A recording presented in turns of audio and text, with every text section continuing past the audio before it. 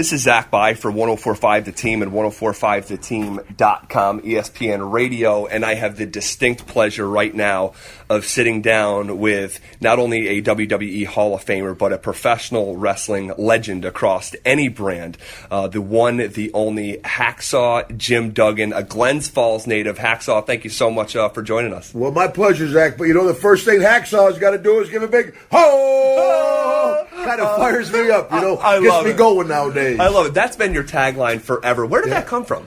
Actually, I got a big splinter in my thumb one day, and I just back in the old days, yelling at the crowd, interacting with the crowd, and it just kind of evolved where they were hollering back at me. And I always joke with Ric Flair. Rick goes, "Woo!" and I'm like, "Rick, are your trunks too tight? Woo! You got to give a ho!" Yeah, that is awesome. So you're a legend in the wrestling business. A Hall of Famer, as I stated, the first ever Royal Rumble winner in 1988. You've been in the ring with Andre, Hogan, Savage, Stone Cold Steve Austin, Shawn Michaels. I mean, I could sit here all day. The list goes on and on. As you look back at your career, what pops out as something that you're most proud of? The most memorable time in my career. It's almost been 37 years now, and in those 37 years, you wrestle a lot. Actually, I've wrestled in every state in the Union, every province in Canada, in 30 different countries. It's hard to appreciate the popularity of wrestling around the world, but the thing that sticks out, being grown up here in Glens Falls, New York, and my dad taking me down to New York City to the NITs at Madison Square Garden, to pull up in front of the Madison Square Garden, see your name, Hacksaw Jim Duggan versus Andre the Giant. It was a double whammy. To be in front of 20,000 people at the Garden was just exciting enough, but to be in there with Andre was a thrill of a lifetime. Wow, I could imagine. Do you watch wrestling nowadays? Not too much. I joke. I said that'd be like a butcher watch him cut meat on his day off. After 36 years, the last thing I want to watch is wrestling when I'm home. When something's coming up and I interact with WWE now, of course, I binge watch and catch up with what's going on. But, yeah, I don't watch too much. When you look back, we talked about or reference all the guys you've been in the ring with. Who sticks out as your favorite guy to work with? Without question, Ted DiBiase, the $1 Million Man. Coming out of a football background, my high school, I had a great high school career up in Glens Falls. Oh, yeah. You hear so many negative stories in wrestling about rough upbringings and stuff. I said, I grew up in Mayberry, up in Glens Falls. It was great, but I won the state wrestling championship my senior year. My shot put record from 1973 still stands today. On. What's going on with those Glens Falls boys, right? The Indians. From 1973, it still stands, and football was my main sport. So I was really highly recruited, and I was lucky enough to go down to SMU. I was recruited by Paterno and Woody at Ohio State, and I wanted to go to Ohio State. Well, they offered you a scholarship, didn't they? Yeah. Back then, they didn't have a limit on recruiting trips. I made 7 different recruiting trips. All on the weekend, I hope. Oh, yeah. But I was such a straight kid. I wore a tie. Really? Yeah, I was a straight young guy. And I wanted to play for Ohio State. I came home, and I'm like, because they stand you in front of in the Big O at the stadium. And the offensive line coach from SMU had came up and got to know my mom and dad. He's Bob Cutbirth, had a big cowboy hat and cowboy boots in '73, walking through Glens Falls, New York. But my mom loved him. And I came home, and she's like, "No, you just be a number at Ohio State. Let's go to SMU." And it worked out to be a great decision. I started for 4 years down there. Got the Mike Kelsey Award for 110% effort. Was co-captain. I had a nice career at SMU, and plus that's where I met Fritz Von Erich, who opened the door for professional wrestling. Yeah, very, very famous wrestling family. The Von Erichs, kind of transcendent. Well, let me ask you, and this is going to go off the beaten path for my questions, but you said nothing's out of bounds. Yeah. SMU, since those days, went through, a lot. Was some of that stuff going on when you were there? Sure was. Actually, Mean Gene Okerlund, the announcer, who used to announce the wrestling, goes, "We're going to talk to Hacksaw Duggan, who took a cut and pay to leave SMU and go to the Atlanta Falcons." Yeah, you were with the Falcons for a year too, right? And I know you weren't healthy, but you did get a crack at the NFL, and you're in the NFL union still, right? Yeah. Actually, I was on injured reserve. I got hurt during training camp with the Falcons in '77, and so I got paid all year. Lived down in Atlanta. Lehman Bennett was the head coach back then. Barkowski was the quarterback. Van Note was down there. But anyway. So I do a lot with the NFL players. As a fact, during the lockout, I was down at the convention with all the NFL guys. And, of course, all the NFL guys are like, why is this wrestler here, Because we do conventions and that's awesome. Golf tournaments, and I've done it with Shula and Bonacani, anybody you can think of, right? And it's like so-and-so, they bid on the players. That's how they raise the money to play golf with them. And they're like, so-and-so Miami Dolphins. He's like, hello. So-and-so Washington Redskins, hello. Professional wrestler, hey, oh! Come on, it sounds like a library in here. And I get a good group of young guys usually, and we raise some money. And, of course, my golf game is horrible. I got a 2x4 in my bag. Do you really? If you're going to be a wrestler, brother. That's why I joke. Those NFL guys are like, well, I had a good game, and he had a good game, and I hope I have a good game next week. If you're going to be a wrestler, you can say what you're going to do, who you're going to do it to, what arena, and what time, tough guy. Oh my God, that is great. And it's funny because you could have, even if things had panned out in the NFL, you probably, would have never reached the stardom that you reached in professional wrestling. Amazing. My latest action figure just came out. They now have Hacksaw socks are out there. I mean, That's the old joke. People say, Hacksaw, I got your doll. I said, they're not dolls, they're action figures. But this is, I think, my 6th series of dolls. And wow. I said, nobody knows Peyton Manning over in Barcelona, but they'll go that is so cool. Let me speaking of just going off. There's a lot of misconceptions about pro wrestling. First is people say, well, you guys are all really good friends, aren't you? I said, yeah, we all compete for the same money. We're really good friends. It's a very cutthroat. It's much more competitive than people can realize. I tell folks there's 1,200 NFL football players playing this year. There's 800 probably NBA basketball players. There's 100 WWE wrestlers. It's television. It's more competitive than sports, and people don't look at it that way. It's not just kids from the United States coming. You got kids from Australia, from Europe, from Japan. Everybody's after my job. Right. And it's an extremely competitive business. And you had a character that resonated with folks around the world. This American patriot. Yeah. That really set you apart. Where did that character come from? Well, I was a bad guy with DiBiase down in Mid-South, which was a regional company. Yep.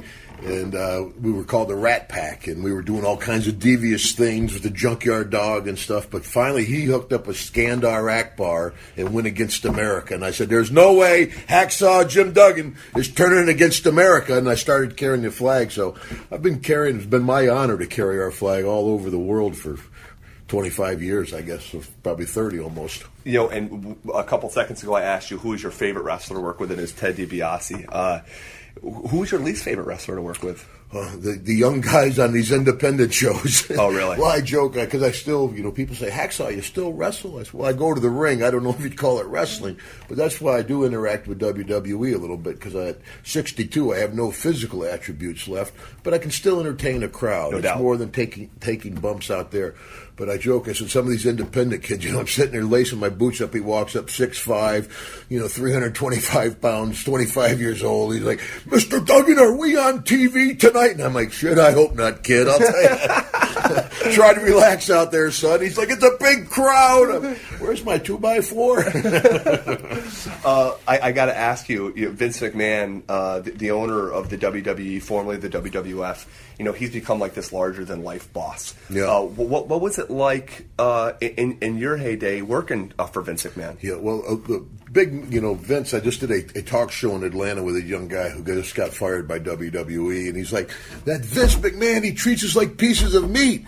I looked over at the kid, I'm like, oh, son, what do you think you are, kid? You want a friend, go buy a puppy, Vince is your boss, he's not your buddy, but to make it in our profession, you got to work for Vince. Could he treat the boys better? Yeah, sure, but it's been a great lifestyle for me. I've made a lot more money than I would have done doing anything else.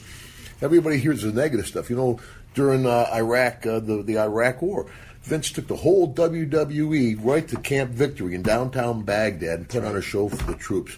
We do an awful lot with the troops. I'm talking with the USO about a trip to Afghanistan the first part of next year. Wow. I got to ask you here, and you kind of referenced it. You said, people assume these guys are friends because they share the same locker room. That's far from the case. And for years, we've heard it, or folks who stick their nose into the business and learn about it, that there's some real heat backstage. I call it heat. Yeah. You spent decades in the business.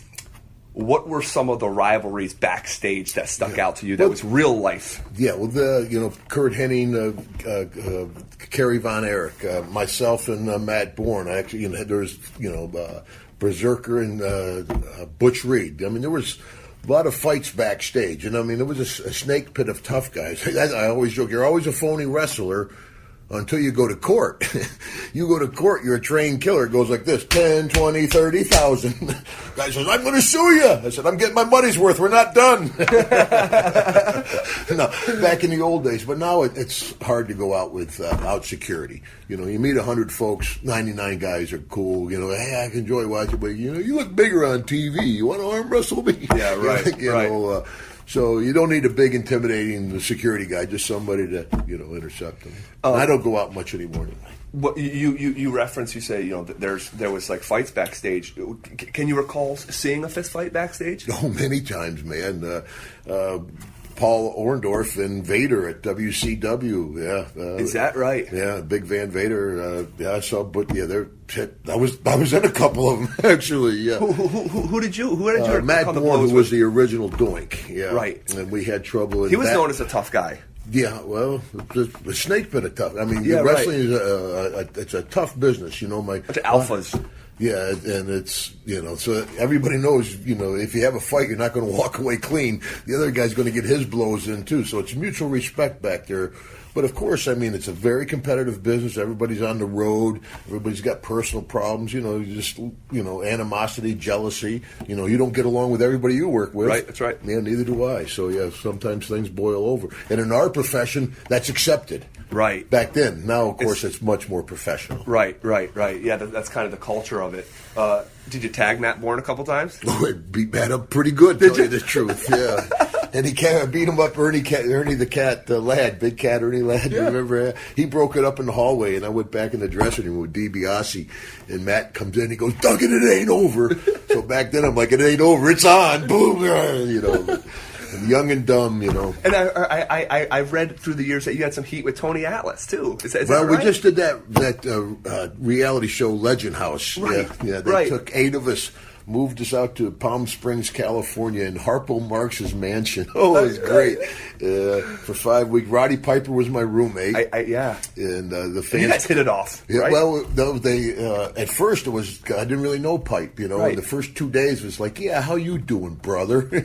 But then we hit it off to the point where the fans called it the bromance. And we became best friends. Our families became friends. Our wives, our daughters... of course, everybody's heartbroken with Pipe passing like he did. But Tony and I, we almost had a couple of fist fights at 60 years old to be like this, Right. Over what? What was the problem? Tony had trouble with everybody in the house. Yeah, I remember. I can understand having trouble with me and Piper. We're a pain in the butt, too. But Hillbilly Jim? But how do you have trouble with Hillbilly Jim? The guy's a Buddhist monk, He meditates, he does the yoga. He's the easiest going guy in the world, I gotta ask about the lifestyle in the 80s. I mean, you came in at the perfect time. Wrestling was exploding in the late 70s, early 80s, and then the mid 80s. By the mid to late 80s, I mean, you were at WrestleMania 3. There were 97,000. You guys were.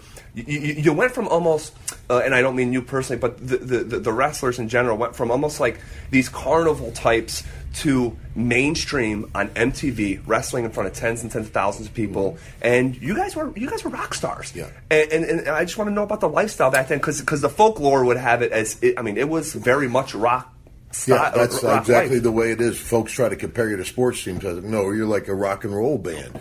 You're on a Learjet flying to London, wrestling at Royal Albert Hall, then over to Paris, Madison Square Garden, and Minot, North Dakota. Made no difference, right? But, there's a lot of drugs, a lot of booze, a lot of women, whatever you wanted on the road.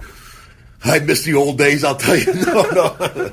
But a lot of guys did get caught up in that lifestyle. It was easy to do, and I did too. I mean, I did a lot of drugs. I drank a lot. You know, I mean, I was wild as anybody on the road. You know, I joke, no felonies, but a few misdemeanors back in the 80s. Yeah. But who was the most wild? Who were you like, hey, if you go out with this guy, you're not going to sleep till tomorrow afternoon? Yeah, well, that pretty much Brian Knobs and the Nasty Boys is still off the hook. God bless them. But yeah, I mean, there was a lot of everybody. I mean, you'd come in the dressing room, guys would be sleeping on the floor. Now the kids are much more professional. Like I said, you know, we would party. It was a whole different lifestyle, and that's why you have such a, as we were talking earlier, high divorce rate, high drug and alcoholism rate, and a very high death rate among wrestlers. I think it's like almost 60% of the guys were at SummerSlam at the Wembley Stadium in England are gone. I mean, it's unbelievable. Yeah, I wrote a paper my senior year in college, and you know, wrestlers die at like 300% higher rate than any other professional sport. Do you feel, you know, lucky? You know, I'm looking at you right now. You I just saw you with your family. You seem happy. You're healthy. Do you feel lucky to you know, have avoided some of those pitfalls that so many others didn't? Oh yeah, I really do. And you know, and I put a lot of. I took steroids, and I was 310 pounds. I had a 505 bench. I was a bear. You know, I mean, I did a lot to my body. Of course, I'm a cancer survivor also. So you reap what you sow. But my wife, who's been instrumental in my life, kind of pulled me out of that kind of struggle. The first few years, it pulled me out like pulling a truck out of the mud. But she got me. We're not on the straight and narrow, but enough to keep control of myself. And then, of course, my kids changed my life. And, you know, that's the most important thing. That's when I was diagnosed with my cancer. You know, I was passing blood, and my wife's like, well, go to the doctor. And I'm like, no, you know, I just took a bad bump in the ring. But finally I went to the doctor, and I knew him. We're living in Florida. And, you know, I'm joking with him and flirting with the nurses, but he comes in and goes, Jim, it's cancer. Terrifying ordeal. I sat back in my chair. I was devastated. I went home. My girls were little. I sat in their room for the week before, crying and praying. I was terrified. I just wanted to survive it. I didn't want to come back to wrestling. I just didn't want my girls to have to grow up alone. And with the grace of God and early detection, boom, they cut it out of me and saved my life. So I do a lot with the American Cancer Society because, like anybody, I was afraid to go to the doctor. Yeah. But, you know, finally forced by my wife to go to the doctor, boom, they find it, boom, they can cure you. So if something's wrong, get there, get it checked out, and they can save your life. That's an incredible story. You referenced the steroids. What percentage of the locker room in the 80s was doing steroids? Probably 70%, maybe 60%. But nobody realized what steroids were. You know, I mean, it was an unknown deal. And, of course, it did. It had a huge effect. I mean, like I said, I put on probably 30 pounds of muscle and had unbelievable strength. But I'll tell you a good joke. The Nasty Boys were the world tag team champions. They're big, obese, heavyweight guys. We're all at the Gold's Gym up in Boston back in the day. Warlord, Ultimate Warrior, everybody, Berserker, everybody's pushing heavyweight, sweating. Like, Knobs and Sags are the tag team champions. They come in the gym. They got they're all their gear on. They got the world tag team belts and big triple dip ice cream cones. They're like, we're the champs. Everybody's like, oh, God. Do you have another funny anecdote that you like to share? Something that happened? Oh, well, yeah. Well, I travel with Jake the Snake all the time. You know, Jake was the head usher in my wedding. We were best friends for so long, and then of course Jake had the well-known drug problem. He got into crack cocaine, and we didn't talk for probably 12, maybe 14 years. Wow.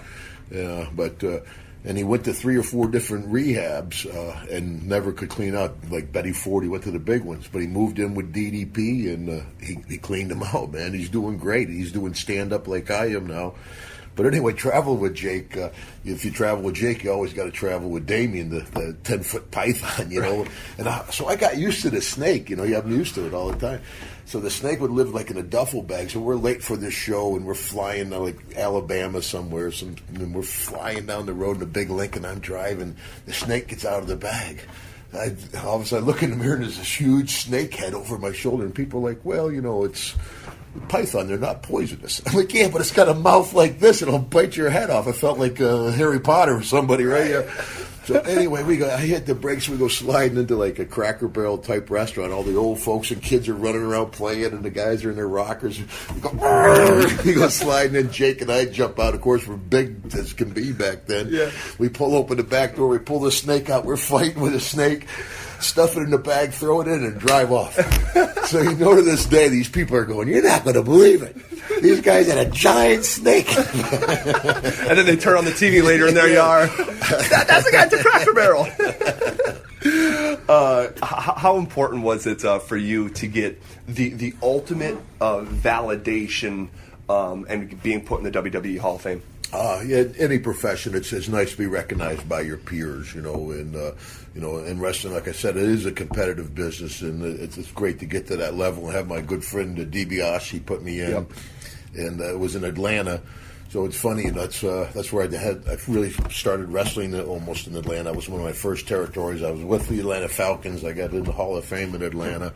Got a nice connection with it, and my folk. We were living in South Carolina, so my family was able to come over. So it was a great night to be in the Hall of Fame. It really was. I had a joke. Austin was sitting there. I do my whole joke. I said. I beat Stunning Steve Austin so bad he had to shave his head and change his name. I said, I should get a kickback for the Stone Cold thing. And you beat him for the title, as I recall, recall, right? For the title, Halloween Havoc. Yeah. Wow. We have to mention this before you go. We talked about it off the top. You're a Glens Falls, legend, and Glens Falls is right in our listening audience.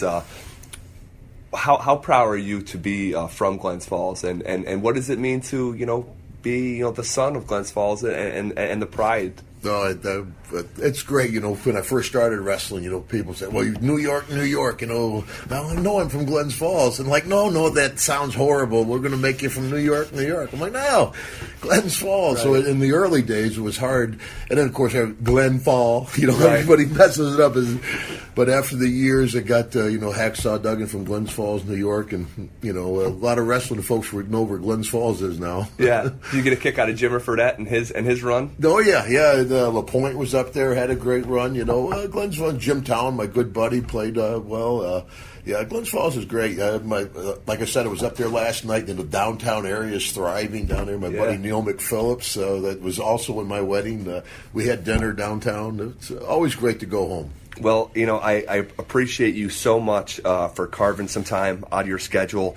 If you want to get in touch with Hacksaw or want to keep tabs on the Hall of Famer Jim Duggan, you can follow him on Twitter at official Hacksaw. He has over 117,000 followers. You can be one of those right now. You could also go to Facebook. Just type in Hacksaw Jim Duggan. It comes right up. You can also go to hacksawduggan.com. For the website, and he's also now on Instagram. So you can get in touch with Hacksaw any which of those ways. He's very active. Yeah, and go ahead. Go ahead and plug my book. I got the book out. Please. Just going into paperback. It's been in hardcover for a while, and now they're releasing a second printing in paperback. It's Hacksaw, the Jim Duggan story. Catchy title, huh? I love it. Well, when we were doing Triumph Books out of Chicago, did it, and when we're talking about it, I sent them like 4 to 5 different titles, Cycle of the Ring, Tough Life, Tough Guy. They're like, we'll go with Hacksaw, the Jim Duggan story. Pretty simplistic, bare bones. And we're doing stand-up like Mick Foley does, and that's the Hacksaw, the Jim Duggan show. And and you're doing that all over the world. Yeah, I got a 2-week tour coming to London and Scotland. Later on July, I fly over to London. Me and my wife, we're doing a Comic-Con over there, and then do the stand-up in London and going to the Fringe Festival in Scotland for the week. And wow. Of course, we'll be at the New York City Comic-Con in October, still having a lot of fun, and it's actually, sometimes it's humbling. You're either doing an autograph session, and you see this tough guy come up, 6'5", rough hands. He'll shake your hand and go, "Hacksaw Duggan, meet my dad. We used to watch," and start to tear up. I mean, it is humbling to be remembered this many years after my heyday. Wow, he's a professional wrestling legend. He's a WWE Hall of Famer. He's the first ever Royal Rumble winner, a former champion, and just a larger-than-life personality. We appreciate you so much for coming here. Before you leave, you're going to sign my 2x4. My pleasure, but we also got to do a hoe together, brother. Let's go, baby. Ho! Zach, that was a pretty good hole.